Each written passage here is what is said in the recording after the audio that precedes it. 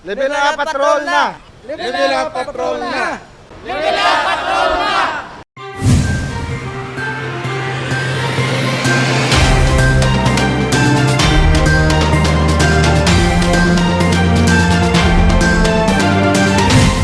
Pagpatigayon sang mass gathering sa Iloilo City ang temporaryo nga ginadilian, sumugod subo nga adlaw tubtob sa Pebrero 8. Nagsaka ang daily average cases sang COVID-19 sa syudad sa bulan sang Enero sini nga tuig. Nagdangat na sa 11 ang kada adlaw nga kaso sang COVID-19 sa syudad. Kung sang nagligad nga bulan sang Disyembre, 279 lang ang COVID-19 cases sa Iloilo City sang Enero. Nagdangat sa 331 ang kaso. Isa sa nakitan nga rason amo ang mass gathering. Natalupangdan man sang COVID-19 team nga kalabanan sa mga bago nga kaso ang bangod sa pagtililipon sa mga empleyado sa mga ehensya sang gobyerno, pareho sang DOH, DILG, kag subong ang Philippine Coast Guard. May napulo ka Coast Guard personnel ang nagpositibo sa COVID-19 matapos ang pagtililipon nga ginpatigayon sang nagligad nga semana. Kapinsyen pa ang nakaschedule nga ipaidalom sa swab test. Subong January 31, 15 ka cases ang nanote naton. And out of these 15, anom gid ang halin sa Coast Guard. Plus the other day nga may apat, so total of 10. And we're still waiting for this day may nakaschedule pa 50 ka Coast Guard for swabbing, and the following day mga 40 plus pa, I think 45 pa kabilog ang ginag-swab. Bangod sini nagdesisyon ang COVID-19 team nga limitahan ang pagpatigayon sang mass gathering sa syudad umpisa subong nga adlaw tubtob sa Pebrero 8. Ginadilian anay ang mga event, public kag private man, kapareho sang nakaschedule na kuntani nga payout sang CSWDO, mga sports events, meeting, induction kag iban pa nga nagatipon sang mas madamo nga tawo. Sa mga kasal, bunyag, birthday nga nakaschedule na, ginaengganyo ang mga ini nga imbitaron lang ang mga immediate family member. Any mass gathering nga pagahiwaton sugod-subong nga adlaw hasta February 8 ay paiway anay naton. Mapagwa nga aton pinalangga nga mayor subong adlaw sang iyo para sa proper guidelines ang aton nga mga pumuluyo. Isa sa ginabantayan man amo ang kapistahan sa Haro Buwas nga adlaw. Gani subong pa lang may apila ang COVID-19 team sa publiko. Para sa Pesta Buwas sa Haro, highly discouraged gift ang papangimbitar sa mga bisita sa aton panimalay, no? Kung pwede ipaiway gidanay naton na magimbitar kita bisita sa aton panimalay kay ti ang mga pas nga mga cases naton nag-angot ini sa pagkaon no nga ibtanay. So buwas nga adlaw gina-discourage gid ang aton nga mga kabarangayan pumuluyo sa Haro. Although naandan naton ini pero wala kita sa normal subong nga mga panahon, no? Kung kinandan gid hindi mapaiway, mahayuhom na kita o makadlaw, pero kung pwede, kung may bisita ka mo, subong pala ka dahil, baka na kita styrofoam, kung kuning kaso, ipabalong na lang sa ila, no? Do mahamot man kita. Pero amo ini ang tugas ang pandemic nga ginatubang naton. Gimpasiguro sang COVID-19 team nga kontrolado ang local transmission sa syudad. Samtang ginkonfirma ni Mayor Jerry Treñas nga may isa ka 60 anyos nga nurse sang city government nga nagpositibo sa COVID-19 kag napatay. Matapos wala gilayon nagpa-ospital bisan pa nga symptomatic ini kag may iban pa nga balatian. Ginaliwat-liwat ko gid kung maigo ka sa COVID, kag symptomatic ka kinahanglan masulod ka na gid sa ospital, no? Noong nga may ara na 350,000 nga yalin sa PhilHealth. Kung may kulang pa, pangitaan nato na iya sa city government para sa mga pumuluyo, para sa aton din nga mga empleyado.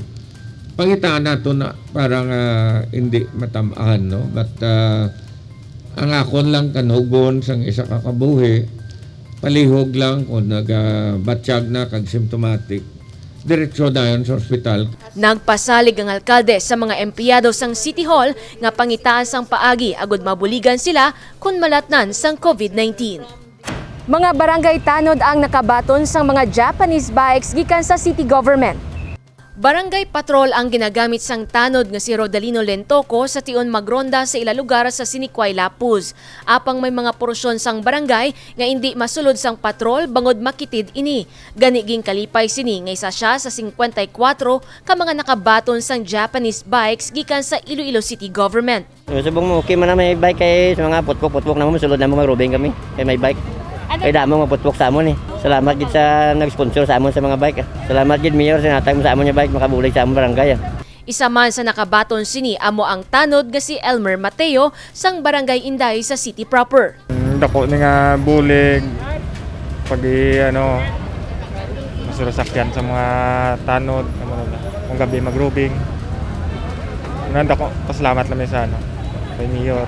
21 sa mga bisikleta gikan sa lokal nga panguluhan, samtang dugang nga 21 ang naghalin sa Uswag, Ilonggo, kag 12 naman gikan sa Iloilo Festivals Foundation Incorporated.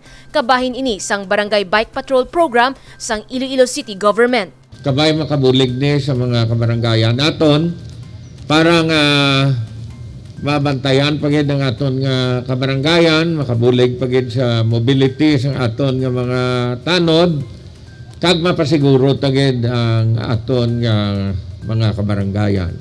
Antes pa man ginpanghatagan sa mga bisikleta ang mga barangay tanod, may 20 man ka mga Japanese bikes nga ginhatag sa Iloilo City Police Office kag inyang ginagamit sa mga pulis sa pagronda sa mga esplanade kag public plaza.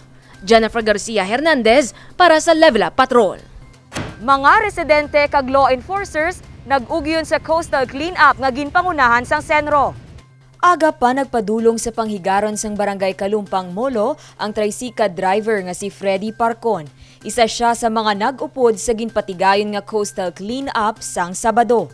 Magluwas nga ginakuhaan sang palangabuhian ang kadagatan sa Arevalo, ini ang destinasyon man sa mga luyag mag-relax, residente man o kung nagabisita lang sa lugar. Importante gid sir kay ginagawian sa mga ginapaliguan sa mga kabataan, sa mga tao para matinlo ang baybay. Amo ginang importante. Matinlo permi ang ang dagat. Wala sang basura. Nagpasalamat naman si Freddy sa alkalde sa mga ginadihon sini nga programa agod malimpyuhan ang coastal areas sang syudad. Mensahe lang kay Mayor, salamat Mayor sa kay bisan amo nga pandemic, padayon kami sa amon nga clean up drive, nga bulig kami sa mga apod ng mga tricycle. Nahibaluan kada Sabado ginapatigayon ang paglimpyo sa panghigaron sang syudad. Una nga ginapadulungan amo ang Villa Beach area. Ang clean up ang ginapangunahan sang City Environment and Natural Resources Office. This is a series of weekend cleanup. So hindi na siya nga dra lang sa Kalumpang, umuson ta inada ang 5 or 6 barangay from Santo Niño, norte, sur pakadto ginato sa Mimolo. So amo na nga aton da nga nga target. Kay bangod sina nga ang halin sang una kadamo dira sang basura gid nga gahimo kita da clean up, not nga hindi tas na pagtudluan nga hindi magpanglimpyo kundi nga mag-aware sila kay ang sunod sinada after awareness apprehension na Magluwas sa barangay tanod kag opisyales, nagbulig man sa pagpaglimpyo ang mga katapos sang Bureau of Fire Protection kag Bureau of Jail Management and Penology. Kapin 300 kilos tanan sang basura ang ilan na kolekta. Matandaan sa nagligad nga Enero, nagpatigayon man sang clean up sa 3 kaiban pa nga coastal barangay sa Villa Beach area. Sa diin nakatipon sila sang kapin 2.6 tons sang basura.